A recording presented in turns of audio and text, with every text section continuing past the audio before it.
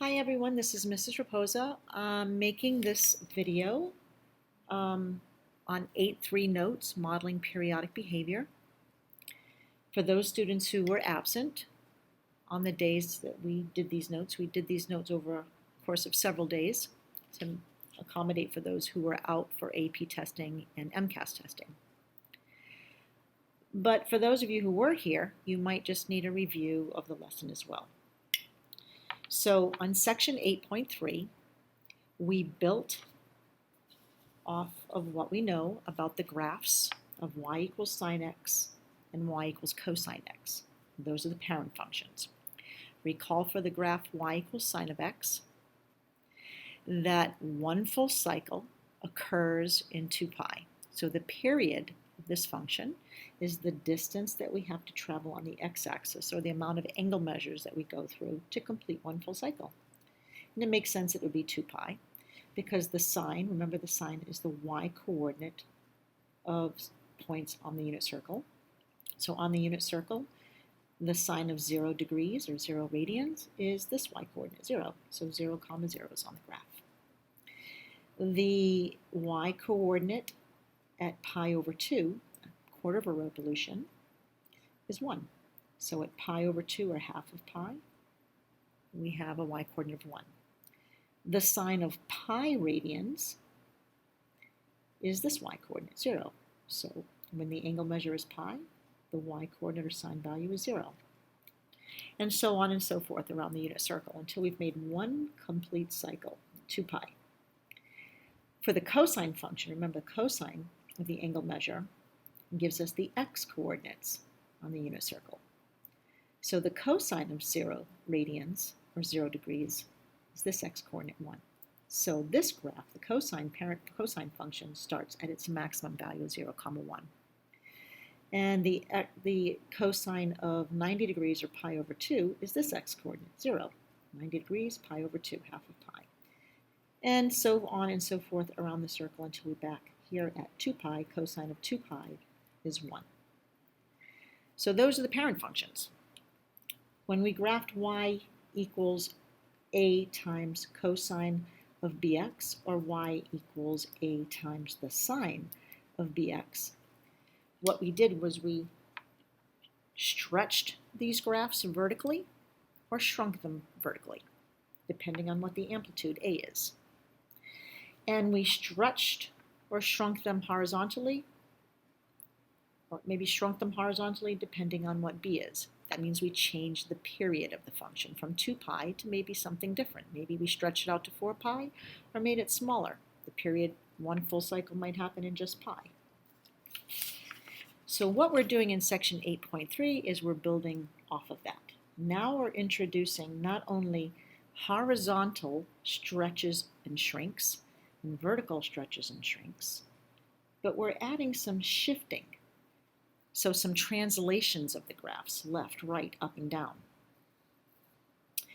We already know that the amplitude is determined by what a is, and you already know that the period of the function is determined by what b is, because the period of the function is 2 pi over b.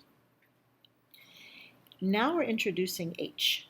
H is the horizontal shift, left or right.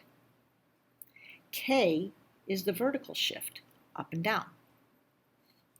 Please note that for whether you use a sine wave or a cosine wave to model a graph, doesn't matter whether you use a sine wave or a cosine wave, you'll have the same amplitude, period, and vertical shift. So A, B, and K will all be the same number whether you use a sine wave or a cosine wave. What depends on whether you use sine or cosine is h. H is the horizontal shift, left or right.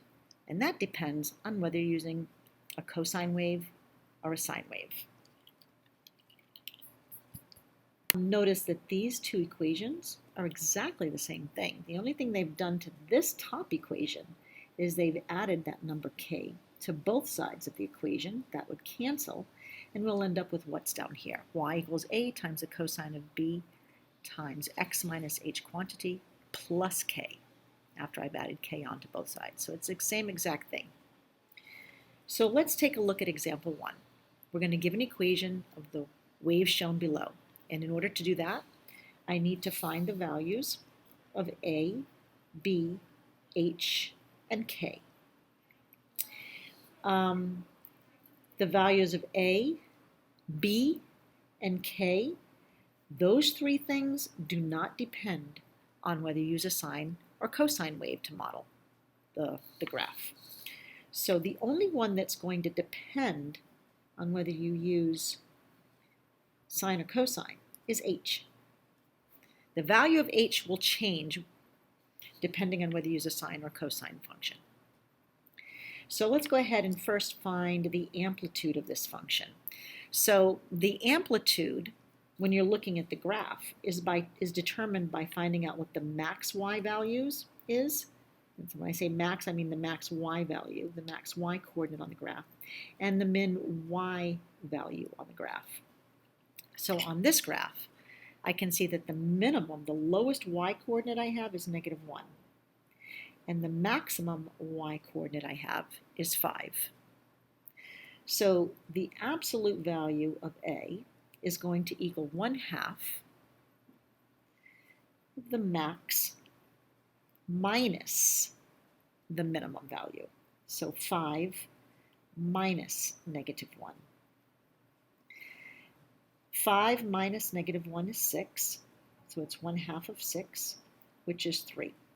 So the absolute value of my number A will be 3. That means that A is either going to be +3 or -3, one or the other.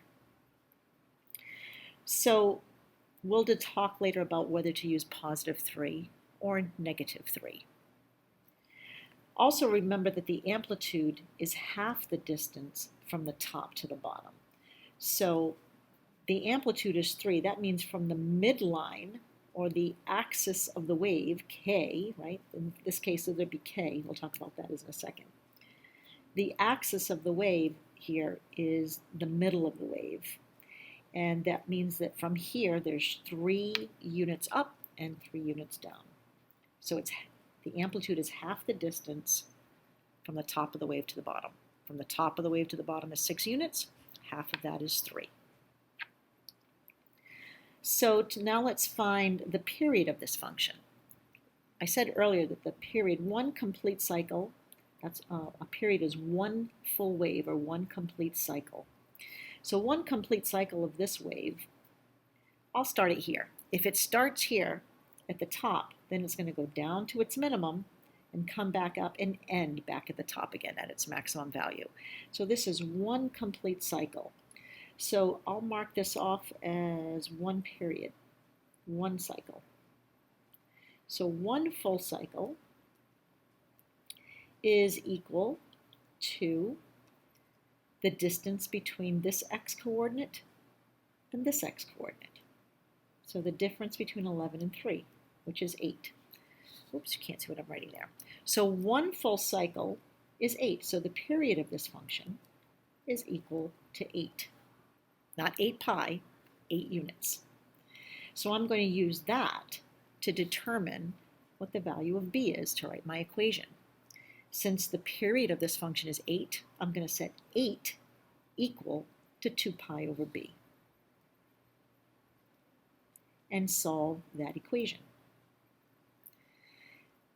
To solve this equation, I'm going to undo division by b with multiplication by b. So I'll multiply each side of the equation by b.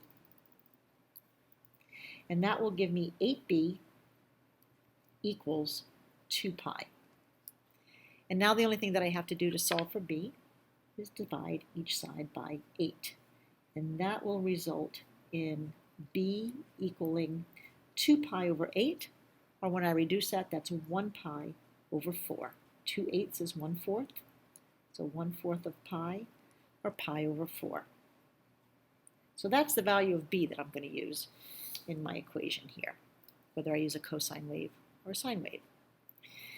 So let's find out what the value of k is. K, remember, is the middle of the wave vertically. It's the axis of the wave. It's sometimes called the midline of the wave. So To find that, I've marked it out for you, but you really don't know what that value is until you do the math. It's the average of the max and the min, what's right in the middle of the maximum value of 5 and the minimum value of -1. So to average two numbers, you just take half of the sum of the two of them. So add the two numbers together, 5 plus -1, and then divide by 2. So that'll be 1/2 of 4, which is 2. So I know that my midline or axis of the wave is 2. So k will equal 2. When we were doing functions in this form without the translations left, right, up, and down, the axis of the wave was the x-axis. So the graph had the x-axis as the middle of the wave. But now everything is shifted up 2 units. So this is the line y equals 2, which means that the midline is going to have a k value. The k makes the k value 2. So everything is shifted up 2 units from the x-axis. Now let's find the value of h. H depends on whether we want to use a sine wave or a cosine wave. Since I have the coordinates of the maximum values, I'm going to go ahead and use a cosine wave because the parent cosine function starts at 0, 1. The parent function y equals cosine of x. It starts at its maximum value. So the maximum value occurs here at 3, 5. So one full cycle, there it is. But normally the maximum value occurs on the y-axis if I haven't translated it left or right. So the maximum value being at the y-axis has now been shifted over 3 units. So h will equal 3 if I use a cosine wave.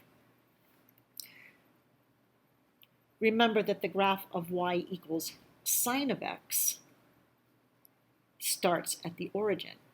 So the parent function y equals sine of x goes this way and starts at the origin. So it starts at 0, 0. But I can see that that is moved up 2 units and moved over how many units? Now what I need to know is what the x-coordinate is here. And I wasn't given that x-coordinate. But whatever that x-coordinate is right here, whatever it is, I know the y-coordinate is 2 on that point. That will tell me what h equals for the sine wave, to start the sine wave, because the sine wave starts here, goes up to its maximum, comes down to its minimum, and ends right in the middle of the wave again. Please note that the period of the function doesn't change if you're using a cosine function or a sine function. The distance between these two maximums is going to be the same as the distance between these two values that begins the sine wave and ends the sine wave. So this distance right here, that's the same as this distance. So the period doesn't change. The only thing that's going to change is the phase shift, h. To find that, there's one way I can do it. I know that every full cycle of a sine or cosine wave can be broken into 4 parts. From the maximum to the minimum, that's half of the period. This is half of the period. The period was 8, so this is 4 units, which is half of the period. From the maximum to the midline is going to be half of that half, right here. So this is a distance of 4 units. How do I know that? Because the whole period is 8 units. So that means half of this distance from here to here is going to be 2 units. And the distance between this point to this point will also be 2 units on the x-axis. So to find the x-coordinate here, it's going to be 1 because it's 3 minus 2 units. Remember, every cycle can be broken up into fourths. Here's 1/4 of the cycle from the top to the middle. The second fourth will be from the middle to the bottom, to the minimum. And the third fourth will be from the minimum back to the midline again. And the fourth quarter, or the fourth will be from the midline back to the top again. So at each one of those is going to be 1/4 of the period. In this case, 1/4 of 8. So to write the equation, I'm going to say for the cosine wave, h is 3. But for the sine wave, the phase shift is 1, because I moved to the right 1 unit to start the sine wave. So I'm going to go ahead and write this using a cosine wave first. So the cosine function, let's talk about whether a is positive or negative. I forgot to talk about that. For a cosine wave, if a is positive, then we can start the wave at the maximum value. If a is negative, that has the effect of flipping the graph upside down over the midline. And then I would be starting it at its minimum and going up to its maximum. But since this cycle starts at its maximum, I'm going to use positive 3 for A. If I use the cosine wave, if I use a sine wave, the sine wave starts, usually the parallel sine wave starts at the origin, goes up, then comes down to its minimum and then up again. But that's exactly what this does too. If A was negative, it would go down first and then up to its maximum. So whether I use a sine wave or a cosine wave, A is going to be positive 3. So the function here, if I use the cosine wave, will be y equals A, which is 3, times the cosine of B, which is pi over 4. And then in parentheses, I'm going to have x minus the h value for the cosine is 3. Close both sets of parentheses and add the value of k, which is going to be 2. If I were to distribute that, it would look like this. Y equals 3 times the cosine of pi times x over 4 times 1, so pi x over 4. And then distribute the pi over 4 to the negative 3. That would be negative 3 pi over 4. And then add 2. So that would be my cosine function. So this is one way to graph. This is one equation to model that graph. Another way I can model it is with the sine wave.